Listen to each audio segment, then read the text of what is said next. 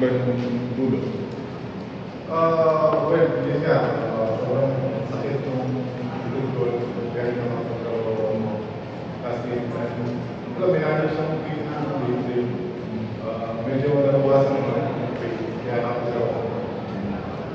Yung 4-point shot mo, ano bang basa mo dun sa nangyayari kaya dinisay mong umihira yun?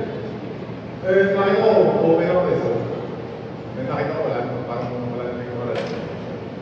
Kaya kumpiyansa lang ako. Coach.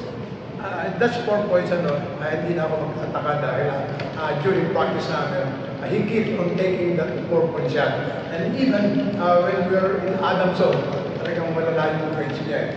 And then he keeps on practicing that kind of shot. And sometimes nagagalit niya ako dahil first pass pa lang titira na. But this time, yung kanyang tira ay talagang necessary na. Kailangan na. Meron siyang sense of urgency. And that's what we have done. And then sabi ko pa, we need somebody who could spark from the perimeter. And if you notice guys, ang ganda ng balance scoring namin from bench at saka starter. That's 50 and 45. And usually 50-50 or close talaga yan.